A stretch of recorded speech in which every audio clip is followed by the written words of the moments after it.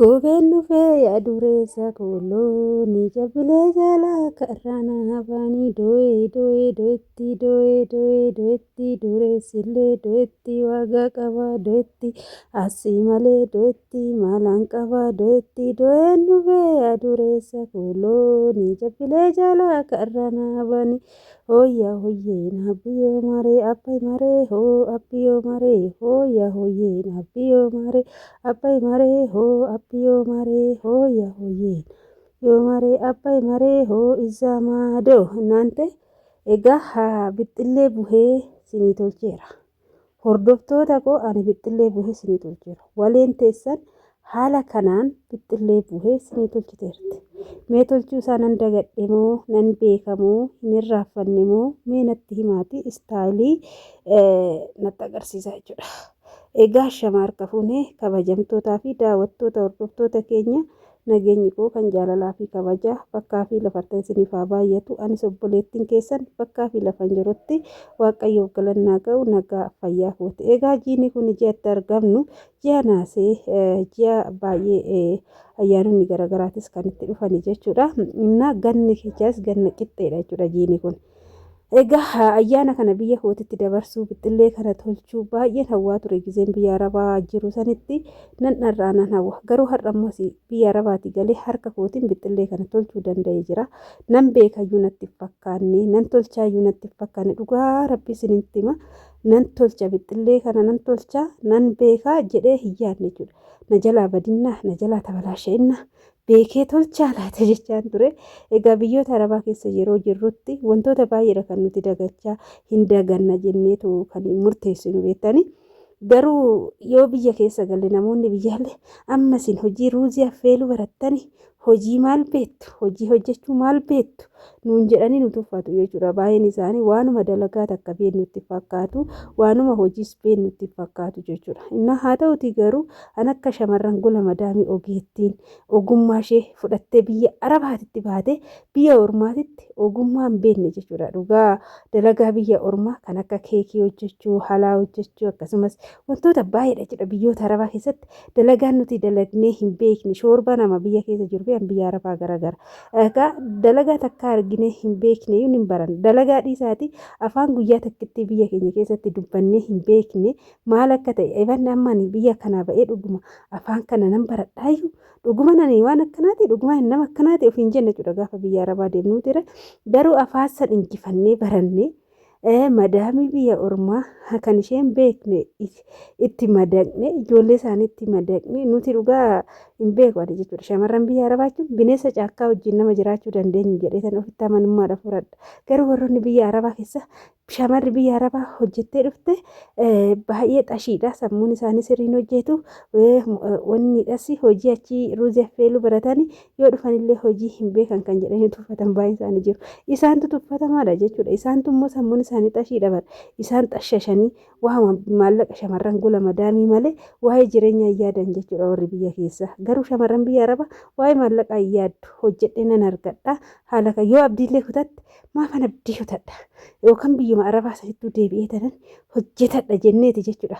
Yoo rakkanne jechuudha bakka nan deebi'a jennee yoo maallaqa illee dhabne akkuma goonee tattaaffanneet biyyoota arabaatitti deebinee jireenya keenya kan haaromsinu baay'ee keenyatu jira. Garuu warri biyya keessaa immoo ofii isaaniitti baratanii miti kufaatitti nama ergu nama kuffisuuf yaadu nama homaan beekne godhanii nu fudhatu. Nuti immoo waa baay'ee beekna shamarran gola madaamii waa baay'ee beekna yeroo hundumaa jechuudha. Kanan siniin jedhu waan tokko yeroo gootan maallaqni dhuma dhuma biyya arabaatii galtee rakkatta rakkatta waa fuutu dhabda dhabda dhugaan sinitti himan rakkoodhaan immoo iddoo hin kennina gizee maallaqa harkaa dhabdan maafan akkana ta'e hojjedhe maallaqa nama akkana ta'uufani jettanii sun ciniinnattanii duras qabeenya irraa qabeenyatti hin baan biyya arabaa biyya omaa hin beekne san harka duwwaa homaa odoo hin qabaatin dhandheeti immoo maallaqa immoo argine maallaqa san immoo nuti lakkoofne hin beeknu dhugaan isinitti hima 700 hojjennaa 500 miliyoona tokko birrii isa shamarran gola madaamii ijaan argite hin beektu maallaqa san kan ijaan argu nuti kan xaaru kan ijaan argu warroota biyya keessa hojjennu nuti maallaqa madaamii nu kennitu 1,500 2,000 gizee ji'a 3 ergi 3,000 ijaan argine hoggasummoo ofirraa gara biyyaa ergina jechuudha maallaqni sun akkaawuntii keenya nama muraasa jechuudha ijoollee muraasa maallaqa gara akkaawuntii fi kan ergannu nuti baay'een keenya akkaawuntii gandaati irratti ergina maqaa gandaatiin lafa bitanna maqaa haadha keenya obboloota keenya fira keenya jenna keessattuu ijoolleen intala daadaa kiyyaati ilma daadaa kiyyaati ebeliyyoo kiyyattanii maallaqa keechanii gara ergitanii kisaaraa guddaa keessa jirtu haa ta'uti immoo isin kisaaraa keessa jiraattan warroota deebitanii maallaqa sana argachuu dandeessanidha warroonni immoo maallaqa sana irratti ergitan baay'een isaanii ijoollee keenya dhugaa hin goyoomina gola madaamii hanga jirtanii akkaawuntii namaati irratti maallaqa hin ergina gaafa hangaliin gara akkaawuntii kiyyaa dabarfadha jettanii akkaawuntii namaati irratti maallaqa keessan hin ergina dhugaan sinitti yaa hafu jechuudha maaliif jennaani sini gaafa biyya arabaatitti hojjettanii akkaawuntii namaati irratti maallaqa warra asii maal jedhu galte deebisnaaf ittiin hojjenna suuqii ittiin bananna kana ittiin godhan kana ittiin bareeffanna jedhanii jireenya mataa isaanii ittiin jiraatanii gaafa biyyaa galte jireenya san keessa zeeroo taata jechuudha zeeroo duwwaa taata gaafa sanoo maa ittiin beekare ragaa qabda ragaan irratti ergituun qabda ragaa yoo qabaatte fidiitii saniin booda maallaqa hin gaafadhu sin jedhu ragaa ittiin ergite waan hin qabneef gaafachuu hin dandeechu boochee itti dhiifta jechuudha maal yoo dandeechen akkaawuntii mataa keessanii qabatan ergadha yoo akkaawuntii mataa keessanii hin qabaanne achitti qabadha yoo qabachuu hin dandeenye intala echima kiyyaa ilma echima kiyyaa intala akkasii dhisati haadha qabatan haadha keessanitti ergadha haballeechitu harmeen keessan yoo abbaa qabatan abbaa keessanitti ergadha haballeechi abbaa keessan obbolaallee dhiisaa jechuudha dhugaa isinitti haadhaaf abbaa keessanitti ergadha haballeecha naa nyaatan warri keessa kan ormi nyaaturra immoo warri keessa yoo nyaate irraa guddina xiqqoo boqonnaa isinii kenna dheetan yaada egaa ogummaa kiyya immoo mee waliin daabboo tolchuu hin beekti moo irraaffatte moo waan ishee akkuma duriiti moo mee akkamii istaayilii naaf kenna bixxilleen kussinii fi tokko fudhadhaa nyaadha walee maaliif bixxillee buhee nuuf finne bixxillee buhee maaliif nuuf hin gadhiin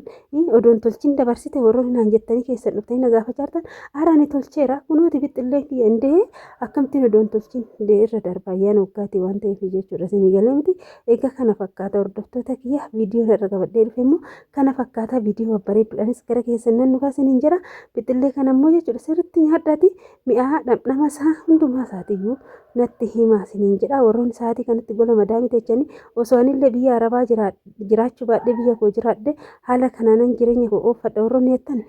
biyya arabaa jiraattanii hawwii baay'ee gocha doon taane gaafan galee akkamittiin jiraadha jireenya kiyya yoo maal godheen oofuu danda'a jira jireenya Itoophiyaa keessatti baay'ee ulfaata dhugaa isinitti hima garuu immoo ofitti amantan malee gara biyyaa hin dhufina yoo ofitti namanne achuma ta'anii kan isin gorsu jechuudha sababiin isaa ofitti odoo namanii gaafa gara biyyaa galtan rakkoo irra buutu miidhamtu gaafa miidhamtan immoo miidhama keessan namni tokko isiniif hin argu rakkoo hamaa keessatti kuftu jechuudha egaa viidiyoo dabalataa barbaaddan saanduqa koomentii jalatti barreessaa isiniin jira turtii gaarii isiniif haa ta'u baay'ee.